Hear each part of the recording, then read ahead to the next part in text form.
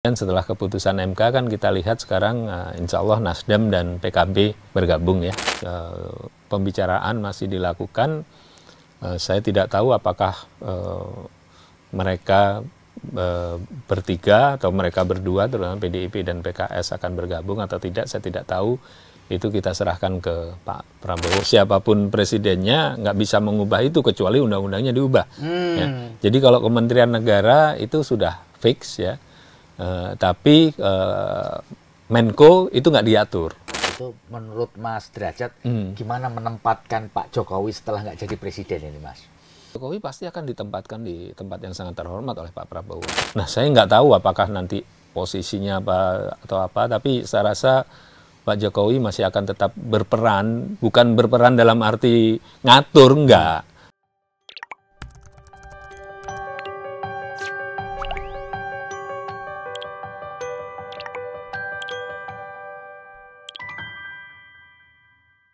Assalamualaikum warahmatullahi wabarakatuh. Salam damai sejahtera buat kita semua.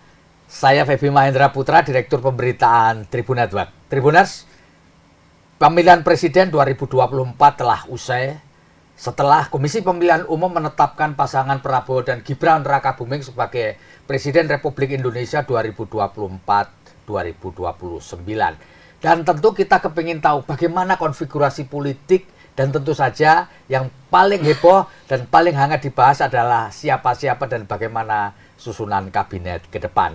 Dan untuk ngobrolin itu saya telah bersama dengan Pak Derajat Hari Wibowo. Beliau adalah Ketua Dewan Pakar Partai Amanat Nasional. Kenapa ini menjadi penting? Karena Partai Amanat Nasional adalah bagian dari koalisi yang mengusung Prabowo Gibran. Saya akan sapa Mas Derajat. Assalamualaikum, Mas. Waalaikumsalam warahmatullahi wabarakatuh. Sehat Mas Feby? Alhamdulillah. Seneng lah bini udah sama.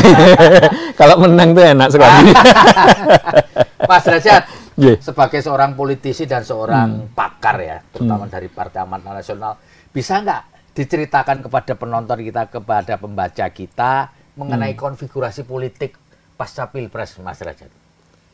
Ya, dulu kan saya pernah menyampaikan di Tribun News juga bahwa layar kedua itu sudah mulai bicara gitu kan, waktu masih belum keputusan MK. Layar kedua sudah mulai bicara, maksudnya layar kedua pimpinan parpol ya. Makanya kemudian setelah keputusan MK kan kita lihat sekarang insya Allah Nasdem dan PKB bergabung ya. Ya mungkin tinggal ada beberapa hal yang perlu diselesaikan, saya rasa formalitas saja.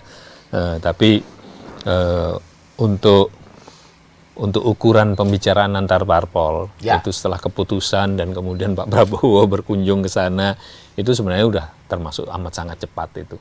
Jadi tapi ya memang kita sudah lay down the groundwork ya, ibaratnya dalane itu wis dirapikan gitu Mas. Jalannya udah dirapiin sudah dirapikan, jadi ya saya rasa itu. Kemudian partai parlemen lain kan yang belum kan, tinggal teman-teman PDIP dan teman-teman dari PKS ya. Kemudian nggak tahu P3 kalau mereka berhasil di mana, di MK, mungkin mereka lolos ke parlemen ya, kita tunggu saja ya. Mudah-mudahan sih mereka lolos ke parlemen ya, saya berharap. Karena P3 kan salah satu partai yang sangat lama di Indonesia Jadi tapi kita tunggu saja hasil dari MK. Jadi tinggal 3 itu, pembicaraan masih dilakukan. Saya tidak tahu apakah mereka bertiga atau mereka berdua, terutama PDIP dan PKS akan bergabung atau tidak, saya tidak tahu. Itu kita serahkan ke Pak Prabowo untuk memutuskannya nanti. Mas Derajat, bisa nggak memperakirakan ya, namanya perakiraan ya, bisa aja merasa itu biasa. Apakah memang nanti susunan kabinet itu menjadi lebih gemuk daripada sekarang? Sekarang itu kan kementerian, itu ada 34 sesuai dengan undang-undang. Apakah nanti juga ini bisa saja kemudian menjadi lebih gemuk dengan munculnya banyak sekali portfolio baru gitu? Nggak bisa, karena Undang-Undang Kementerian Negara itu sudah mematok jumlahnya. Dan kemudian nomenklaturnya juga sudah dipatok. Kebetulan saya anggota pansusnya, jadi kita sudah patok. Jadi siapapun presidennya nggak bisa mengubah itu kecuali undang-undangnya diubah. Ya. Jadi kalau Kementerian Negara itu sudah fix ya. Tapi Menko itu nggak diatur. Oh, jadi Menko boleh ya? Menko bisa. Jadi Menko nomenklaturnya bisa berubah-ubah. Jadi misalkan katakanlah nih, kalau misalkan perekonomian digabung dengan Polhukam itu bisa gitu loh. Kasarnya. Jumlahnya totalnya harus 34. Oh enggak, 34 itu Kementerian Negara. Oh, Kementerian Negara. Kalau jumlah di luar Kementerian Koordinator ya? Iya, kalau Kemenko bisa. Itu hak prerogatif presiden. Kemenko-nya itu berapa, namanya apa saja, itu bisa berubah Menko ya. Kemudian juga ada beberapa pos yang setingkat menteri yang sudah diatur ya, seperti TNI, kemudian Kapolri, Kepala BIN ya. Itu kan sudah diatur. Kemudian yang di luar pemerintahan kan BI itu terpisah. Mas Derajat, ya. Kejaksaan Agung itu masuk termasuk 34 ya, kementerian apa masuk ya? Masuk. Ya. Jadi dengan begitu jumlahnya sebenarnya 33 di luar Kejaksaan Agung. Ya, dia masuk bagian dari kementerian itu. Ya. Mas, bisa dielaborasi nggak, kan dalam kampanye dan kemudian dalam debat kemarin kan ada istilah Badan Penerimaan Negara. Apakah itu juga nanti akan direalisasikan? Ya, direalisasikan cuman dulu Badan Penerimaan Negara itu kan sebenarnya ide sudah ada sejak awal tahun 2000-an. Dan saya termasuk yang pertama yang menyuarakan itu di tahun 2004. Karena waktu itu saya di DPR, kemudian teman-teman pajak kita ngobrol-ngobrol, terus muncullah gagasan tentang Badan Penerimaan Negara itu supaya pajak dan cukai dibuat terpisah. Kita buat seperti IRS atau ATO di Australia atau di Singapura ya, ada lagi. Nah, jadi itu sudah lama ya. Cuman mentok terus itu kan karena keberatan stakeholders tertentu di Kementerian Keuangan di lapangan Banteng. Nah, idenya itu bisa melalui PP. Tapi karena kemarin sudah ada keputusan MK ya, mungkin mau nggak mau terpaksa harus dibuatkan undang-undangnya mungkin. Nanti berdasarkan undang-undang. Jadi kalau toh mau membentuk Badan Penerimaan Negara ditopang oleh undang-undang gitu ya? Undang-undang lebih aman lah, lebih kuat basis hukumnya. Mungkin kalau ingin cepat presiden ya mungkin Presiden Jokowi atau Presiden Prabowo nantinya setelah dilantik bisa membuat Perpu, karena memang kan kita butuh penerimaan negara meningkat dengan sangat besar dalam waktu yang singkat. Mas Derajat, bisa dijelaskan nggak secara singkat atau secara global saja supaya orang awam ngerti, apa sih keuntungan ketika pajak sama bea cukai dikeluarkan dari Kementerian Keuangan lalu menjadi badan tersendiri yang disebut Badan Penerimaan Negara? Ya, mereka geraknya kan bisa lebih leluasa. Kenapa? Karena langsung berada di bawah presiden kan, ada kepala badan dan langsung di bawah presiden. Mereka akan bisa mengatur anggarannya sendiri. Kalau selama ini kan mengatur anggarannya tergantung Menteri Keuangan. Nanti kan ngatur anggarannya sendiri. Ya. Mereka akan bisa ngatur organisasinya lebih leluasa. Selama ini kan semuanya tergantung Menteri Keuangan. Mereka akan bisa. Jadi dengan kebebasan itu semestinya loh ya, kalau seperti teman-teman di Tribun, kalau diberi kebebasan biasanya kreasinya lebih banyak. Gitu. Semestinya ya. Kemudian yang kedua, of course psychologically mereka akan lebih merasa lebih bangga kan naik posisinya kan. Nah, kemudian yang berikutnya ya seperti yang sering saya sampaikan, BPN ini hanya sebagai bagian dari transformasi penerimaan negara. Dia itu transformasi di bidang kelembagaannya. Ya, jadi kita membuat lembaga yang memang best practice di seluruh dunia, international best practice. Negara-negara lain, negara-negara maju itu badan penerimaannya terpisah kok. Indonesia juga badan penerimaan sudah terpisah loh untuk Dispenda. Iya toh, Dispenda itu kan mereka udah sendiri itu mereka. Jadi mereka dinas sendiri, nggak di bawah dinas yang lain. Kan dinas kan levelnya seperti menteri kalau di daerah. Jadi itu transformasi kelembagaannya. Kemudian harus ada transformasi bidang IT-nya, bidang segala macam. Karena selama penerimaan pajak dan cukai itu nggak bisa sepenuhnya online, itu kebocoran masih tetap besar. Gitu ya. Jadi harus ada digitalisasi, ya. Masih ingat Mas Gibran dulu pernah ada hilirisasi digital segala macam. Sebenarnya itu salah satu contohnya untuk itu, digitalisasi dari jadi penerimaan pajak negara. Itu kalau digitalisasi itu bisa lebih mengurangi kebocoran gitu ya. Oh iya. Contohnya sekarang kalau kita makan di restoran di Jakarta, di Surabaya, di beberapa kota besar, itu kan bayar udah sebagian besar udah pakai kris, ya? pakai online kan. Kemudian itu di kasir dia itu otomatis sudah langsung tercatat di Dispenda. Dengan begitu kan udah tahu volumenya. Dan itu akan mengurangi illegal ekonomi, mengurangi hengki-pengki, mengurangi macam-macam lah ya. Pertanyaannya kenapa untuk sistem PPN pajak keluaran, pajak masukan nggak bisa seperti itu? Iya toh? Terus kenapa untuk restitusi nggak bisa seperti itu? Semuanya harus pakai proses, harus pakai permohonan apa segala macam. Nah, ini kita harapkan bisa dijalankan transformasi dari sisi teknologi dan sebagainya. Kemudian yang ketiga, transformasi kulturalnya. Jadi baik kultural dari petugasnya maupun kultural dari pembayarnya gitu. Jadi ya seperti yang terjadi di negara-negara maju lah. Ya, negara-negara maju, saya kasih contoh waktu saya di Australia itu, saya itu nggak ngerasa bayar pajak karena sudah langsung dipotong.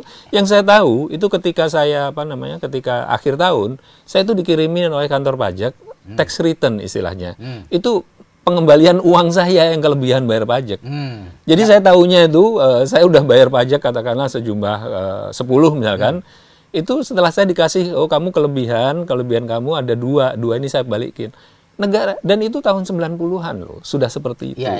Nah, kalau kalau pembayaran pajaknya sudah seperti itu, rakyat nggak merasa dikejar-kejar segala macam, malah ujungnya akhir tahun tahu-tahu mereka dikirim surat, Pak, Mas Febi, Anda kelebihan bayar pajak 100 juta ini kami balikin. Nah, kan enak gitu. Nah, kita berharap sistem penerimaan negara kita bisa seperti itu sehingga nanti planningnya bisa lebih gampang karena orang bisa menghitung planningnya tuh betul-betul berdasarkan apa yang kelihatan gitu. Kalau sekarang ini banyak yang nggak kelihatan, Mas. Wah, banget yang nggak kelihatan. Nah, yang nggak kelihatan itu kita kejar. Gitu. Mas Derajat, kalau boleh saya tahu, Mas Derajat kader PAN, apakah nanti juga PAN itu mendapatkan satu portofolio tertentu menurut ini, Mas? Oh iya, ada jatahnya gitu. Bisa diceritakan, Mas, dapat portofolio. Iya, otomatis itu. Tapi belum dipastikan ya. Kalau apa gitu ya? Formulanya saya rasa kalau di Kim sudah disepakati ya. Kalau di Kim dengan Pak Prabowo, dengan Mas Gibran juga diketahui Pak Jokowi, itu sudah sudah disepakati formulanya. Tinggal portfolionya apa saja itu kadang masih geser-geser karena tapi ya intinya sih bincang-bincang soal formula kabinet, struktur kabinet itu sudah ada. Makanya ketika teman-teman Tribun nanya, itu nggak khawatir Mas nanti jatah PAN berkurang? Enggak, karena memang semuanya sudah kita mantangkan sehingga nanti ketika Nasdem dan PKB masuk itu sudah nggak ngambil lagi porsi dari parpol-parpol yang di Kim. Tinggal sisanya aja gitu, Mas ya? Nggak sisa lah, kabinet yang dibilang sisa. Tapi memang sudah ada yang memang kita siapkan untuk teman-teman yang akan masuk. Gitu. Mas, sebagai seorang politisi, sebagai seorang pakar gitu, menurut Mas Derajat, gimana menempatkan Pak Jokowi setelah nggak jadi presiden ini, Mas? Ya, langsung memposisikan beliau ini gimana? Saya pernah mengatakan Pak Jokowi pasti akan ditempatkan di tempat yang sangat terhormat oleh Pak Prabowo. Pak Prabowo itu orang yang betul-betul sangat menghormati siapapun yang berjasa. Bahkan Mas Febi bisa lihat sendiri kan teman-temannya itu yang lama sama beliau itu kan itu betul-betul dia hormati, dia tempatkan. Nah, saya nggak tahu apakah nanti posisinya apa, tapi saya rasa Pak Jokowi masih akan tetap berperan, bukan berperan dalam arti ngatur, enggak. berperan dalam arti memberikan nasihat, berperan yang signifikan ya seperti yang Jadi saya sampaikan. Ketua Batimpres gitu terhormat nggak sih Mas? Kalau misalkan saya nggak tahu apakah itu posisi yang disiapkan nanti Pak Prabowo. Tapi intinya beliau pasti akan sangat didengarkan oleh Pak Prabowo dan pemerintahan yang akan datang. Ya. Tapi juga saya melihat Pak Jokowi itu orang yang korek kok, orang yang yang ngerti nguangke uang, ngerti posisi ini gitu, tahu di mana menempatkan diri gitu. Jadi beliau nanti mungkin setelah lengser ya, beliau akan jadi negarawan, akan nggak tahu apakah beliau akan mandito atau enggak, saya nggak tahu ya. Tapi saya rasa beliau akan sangat memahami posisi yang memang saya melihat beliau tuh mirip-mirip Pak Benny Murdani almarhum dulu. Ya, ingat nggak ketika Pak Benny tidak menjadi Pangap, Pak Tri jadi Pangap, beliau langsung kasih hormat ke Pak Tri sebagai Pangap kan. Jadi Pak Jokowi seperti itu. Tahu menempatkan diri seperti itu, tapi ya karena kita juga melihat political reality ya, realitasnya Pak Jokowi itu sangat populer. Luar biasa populer, dan saya rasa beliau pemimpin Indonesia yang paling populer sampai saat ini ya. Luar biasa populer. Jadi siapapun pemimpin berikutnya ya, Pak Prabowo, Mas Gibran, itu pasti akan mendengarkan. Orang kalau populer, jangankan sepopuler Pak Jokowi, viral di medsos saja orang dengar kok, ya kan? Nah, jadi itu kekuatan beliau itu di popularitas pribadi beliau yang sangat luar biasa. Mas Derajat, yang dalam waktu yang lama jadi obrolan, jadi pembicaraan orang adalah program makan siang gratis. Pertama saya jelasin di sini loh. Nah, ini pasti orang setelah pemilu selesai, pilpres selesai, orang pasti akan bertanya lagi, kira-kira kapan ini bisa diarahkan? Karena ada informasi baru tahun 2029 dan seterusnya. Gimana Mas Derajat? Oh, 2029 itu adalah 100%-nya. Ya. Tapi kalau dijalankannya itu sangat tergantung pada APBN 2024 dan APBN 2025. Nah, untuk tahun 2024 kan Pak Prabowo nanti dilantik itu kan 20 Oktober ya, 20 Oktober kalau nggak salah tuh. Nah, ada sisa waktu 2 bulan lebih sedikit lah. Nah, kalau memang nomenklatur di APBN 2024 memungkinkan, tentu akan dicoba di November dan Desember 2024. Sepengetahuan Mas Derajat, nomenklatur untuk itu ada belum ada, tapi kan ada beberapa pos yang memang bisa dialih-alihkan. Nah, itu saya nggak tahu, itu nanti Menteri Keuangan yang berikutnya gitu ya, yang akan tahu. Kalau memang ada, pasti akan langsung dilaksanakan. Tapi kalau tidak ada, itu kan sudah disiapkan di era APBN 2025. Jadi saya rasa 1 Januari 2025 itu sudah akan dieksekusi. Cuma berapa, daerah mana saja, ya itu nanti tentu tergantung ruang fiskal yang tersedia, tergantung prioritasnya. Nah, Mas Gibran sudah menyampaikan 3T, tertinggal, termiskin, terluar. Nah, jadi itu mungkin akan diprioritaskan di sana. Kira-kira gitu ya. Nanti berapa dari 82,9 juta anak sekolah itu berapa yang dilakukan di tahun 2025. Nah, itu nanti tergantung pembahasan RAPBN 2025 yang sekarang sedang dibahas ini. Disiapkan oleh Kementerian Keuangan, terus nanti dibahas di DPR. Iya. Mas Derajat, tanggal 27 November itu akan dilakukan sebuah pesta demokrasi berikutnya, yaitu Pilkada serentak di 545 kota, kabupaten, dan provinsi. Pemerintah Prabowo terpaut hanya Oktober, November, ya kan? Hanya 1 bulan. Menurut Mas Derajat, bagaimana ini melihat fenomena ini? Presiden pemerintahan baru 1 bulan, lalu kemudian harus involved di dalam pilkada yang menurut saya dalam sejarah Republik ini belum pernah terjadi.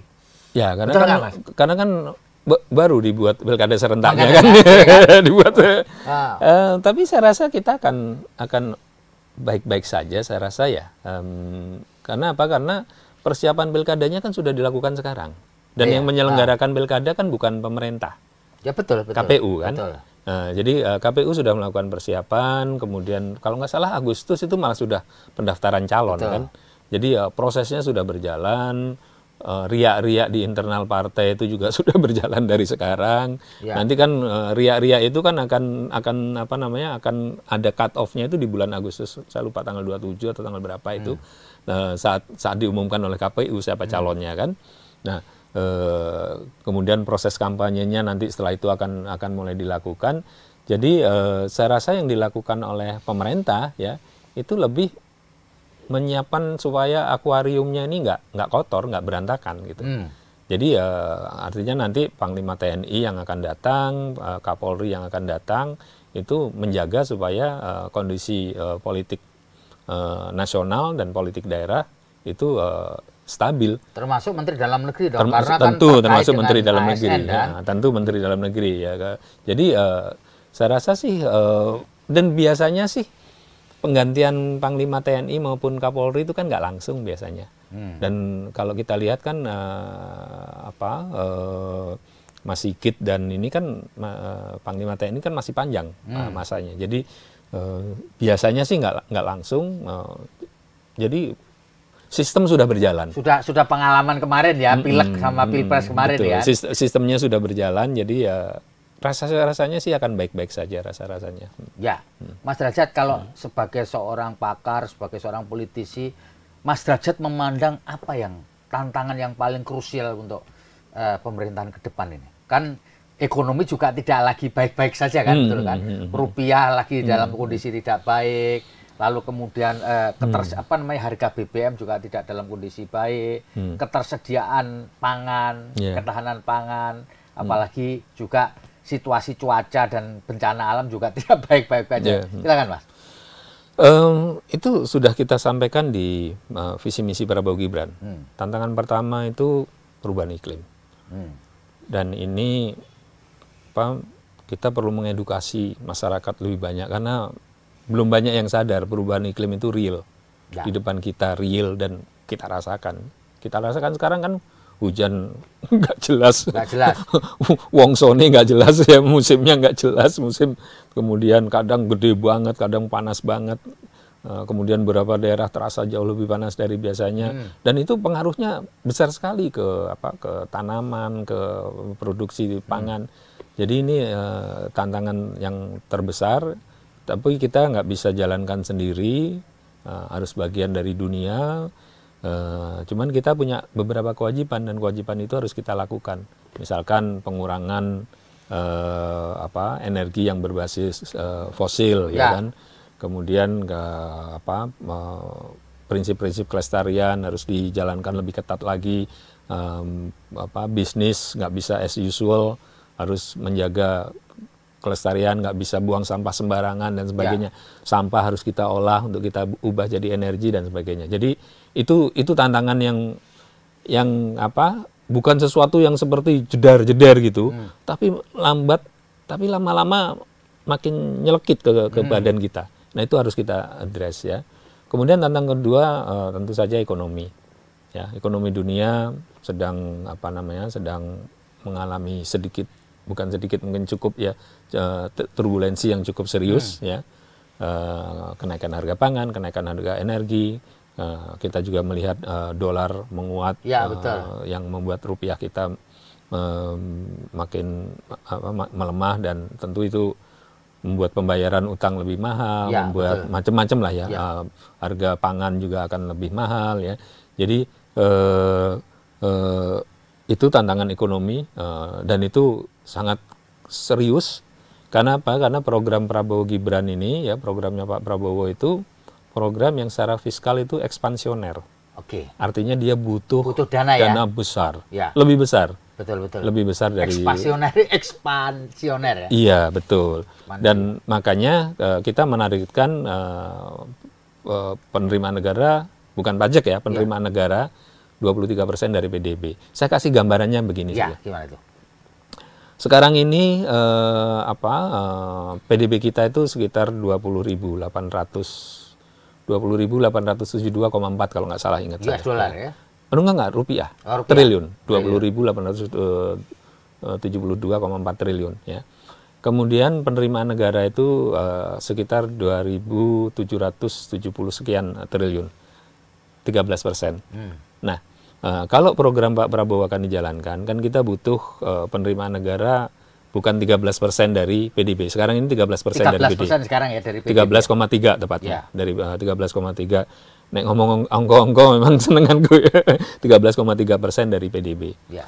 Nah, seandainya angka 23% itu kita terapkan sekarang, itu artinya penerimaan negara itu yang tahun 2003 kemarin ya, 2023 kemarin, itu harusnya bukan 2.700 triliun lebih, tapi harus ditambah lagi 2.300 triliun. 2.300 triliun. Tambahannya. Tambahannya ya. Itu untuk tahun 2023 kemarin. Kita bisa melihat gapnya gede banget. Dari mana duitnya itu? Ya, betul. Nah, kalau duit itu nggak ada, skenario-nya cuma 2.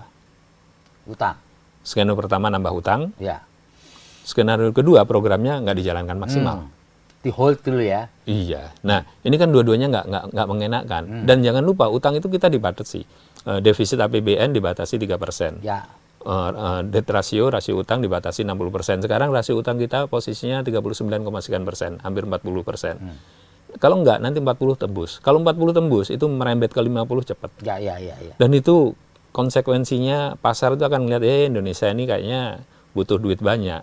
Harga bond, kupon untuk bond kita akan makin mahal. Utang kita makin mahal. Jadi ini tantangan yang serius sekali, makanya kita perlu badan penerimaan negara tadi. Tapi kunci dari pemerintahan Prabowo Gibran ke depan itu adalah di penerimaan negara. Itu kunci. Jadi penerimaan negara meningkat dari 13 menjadi 23 kira-kira. Iya. Ya, 23-nya kan nggak langsung ya. Mungkin 13 jadi 16 dulu jadi apa. Tapi kan tetap saja harus ada peningkatan. Itu tantangan kedua ya, ekonomi. Tantangan ketiga adalah geopolitik militer. Mau nggak mau itu kita berhadapan dengan dunia yang sekarang dari yang tadinya didominasi Amerika menjadi ya kasarnya Amerika dengan segala macam upayanya, dengan NATO segala macam berhadapan lawan Rusia, kedodoran. Apalagi nanti kalau Cina, ya kan?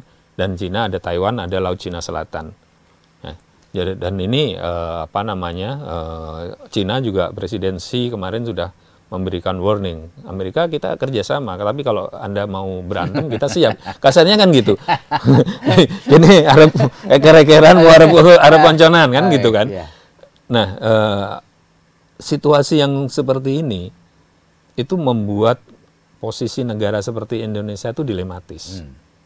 Ya kan? Di satu sisi kita secara geografis lebih dekat dengan Cina. Di satu sisi Cina mempunyai program-program program-program sabuk sutra itu ya. Tapi di sisi lain tidak mungkin juga Indonesia ambil satu blok ke blok Cina dan Rusia. Tapi juga tidak mungkin juga ngambil satu blok ke Amerika.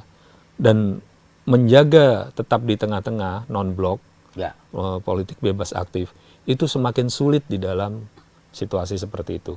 Kasarnya kita punya dua teman berantem, kita menjaga di tengah-tengah, kadang-kadang malah bukan kita disalahkan si A dan disalahkan si B, dua-duanya nyalahin kita. Nah, itu dan kalau dua-duanya nyalahin kita, konsekuensinya kan serius. Nah, jadi itu tantangan yang luar biasa. Serius yang akan kita hadapi. Minimal 3 itu. Tapi ya kita ada masalah populasi kita, bonus demografi kita akan cepat habis, ya kan? Ada masalah-masalah lain. Ya. Mas, kalau begitu artinya sebenarnya menteri-menteri yang berada di posisi kementerian yang terkait dengan perekonomian harus jos ini orangnya. Super jos. Nah, kan karena tantangannya tadi yang disampaikan kan nggak kaleng-kaleng. Jos saja nggak cukup. Harus super jos. Oh, super jos ya. Harus super jos. Nah, dari syarat ketentuan itu, Mas, apakah memang orang-orang yang akan ditempatkan di kementerian yang strategis ini sudah menjadi pembahasan di KIM, Mas? Yang setahu Mas Derajat maksud saya. Kalau pembahasan figurnya mungkin baru sebagian, tapi itu memang itu wilayah. Sekarang ini pembahasan figur masih wilayah ketua umum. Jadi nggak semuanya di-share. Oke.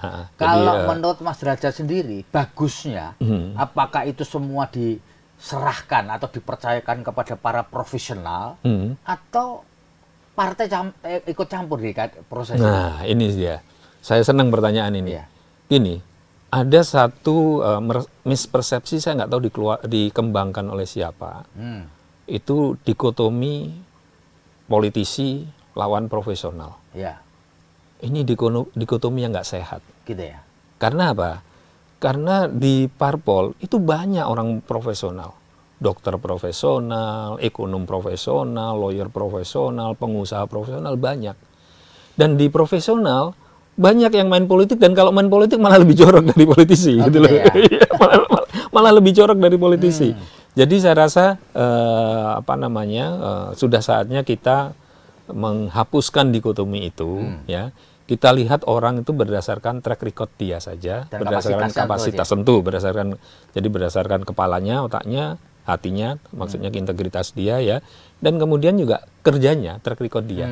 Jadi apakah dia dari parpol, apakah dia dari non parpol, apakah itu menjadi nggak relevan ya? Menjadi nggak relevan. Karena contohnya berapa banyak jenderal yang ada di parpol? Mereka tuh jenderal profesional, jago tempur semua, jago pengendalian teror, jago macam-macam, ya kan? Jadi dan kemudian mereka sudah pensiun. Tapi kan ketika mereka sudah pensiun, purnawirawan, mereka tidak berarti profesionalisme mereka itu hilang, ya kan? Ya. Di PDIP, di Golkar, Gerindra, PAN, di Demokrat, di mana PKB, itu banyak sekali jenderal-jenderal yang sangat profesional. Jadi saya rasa nggak relevan lagi untuk mendikotomikan itu. Terima kasih Mas Febi pertanyaannya itu. Mudah-mudahan masyarakat bisa lihat orangnya, ya. Profesional yang korup banyak. Iya. Politisi yang korup banyak. Jadi lihat orangnya, dia cerdas, bersih, bisa kerja. Tapi politisi yang baik banyak juga nggak? Lumayan banyak. Lumayan banyak. Yang nakal banyak, ya. Tapi karena sorotannya lebih banyak di sana, gitu loh. Jadi, tapi kan akhirnya yang neko-neko kan akhirnya juga tersungkur juga kan. Ya. Jadi ada proses, ada seleksi lah nanti. Mas, sebagai politisi juga seorang ilmuwan, Mas. Apakah perlu kekuatan yang misalkan kayak PDIP itu berada di luar pemerintahan sebagai pengimbang gitu? Menurut Anda ini sebagai seorang politisi juga seorang ilmuwan. Ya kalau kita bicara politik praktis ya. Itu kalau semua parpol bergabung itu tentu lebih enak buat pemerintah kan? Iya toh lebih enak. Ya, betul. Itu sisi politik praktis ya. Tapi kan kekuasaan yang tanpa check and balance itu kan juga kurang sehat ya. Jadi kalau ada yang di luar itu akan bagus buat demokrasi kita, bagus buat kualitas kebijakan yang diambil, ya kan? Karena ya para presiden, wapres, menteri itu uang kabeh loh Mas, yang tempatnya salah gitu loh, tempatnya salah toh. Jadi kalau ada yang mengoreksi itu akan lebih bagus. Jadi tapi intinya kalau ada pihak yang ada di luar pemerintahan baik juga gitu. Baik itu, tapi ya tentu itu saya tidak punya hak untuk mengomentari apapun yang nanti diputuskan oleh teman-teman PDIP maupun PKS. Itu hak mereka untuk memutuskan, dan dari Kim itu kita sudah sepakat, kita serahkan sepenuhnya ke Pak Prabowo untuk memutuskan, dan kami yakin Pak Prabowo nanti akan memilih mengambil keputusan berdasarkan apa yang terbaik bagi rakyat, bangsa, dan negara. Jadi apa yang akan diputuskan terkait dengan ini ya. Tapi komunikasi bagus. Saya sih berharap ini loh Mas,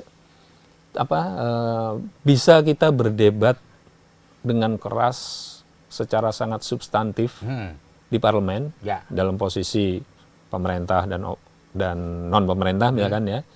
Tapi hubungan kerjasama tetap bagus. Saya berharap itu yang akan bisa kita bangun, tetap profesional hubungan itu. Nah, kita lihatlah demokrasi kita kan sedang berkembang dan berkonsolidasi. Oke, ini pamungkas Mas Derajat. Apapun harus diakui bahwa residu dari Pilpres ini masih ada. Residunya pasti ada ya. Terbukti masih ada juga yang mengajukan permohonan ke PT UN misalkan terkait dengan itu. Artinya residu ini masih ada.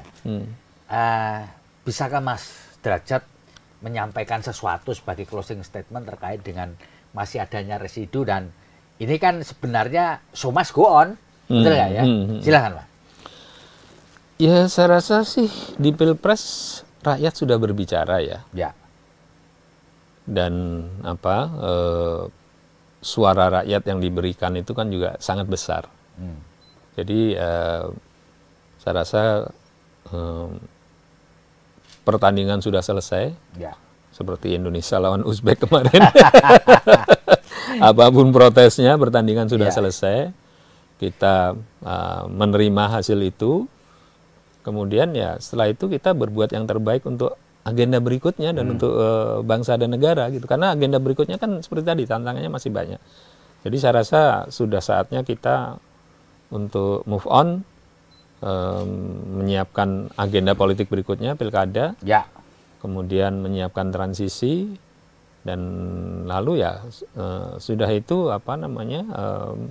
parpol-parpol ya melakukan apa yang terbaik yang bisa disumbangkan oleh parpol gitu. Saya rasa it's time to move on. Jadi kata kuncinya it's time to move on ya Mas Derajat. Meskipun kita kecewa sama namanya wasit ketika Indonesia Uzbekistan, apapun kekecewaannya hasilnya 0-2. Betul. Makanya hasilnya 0-2. Baik, it's time to move on.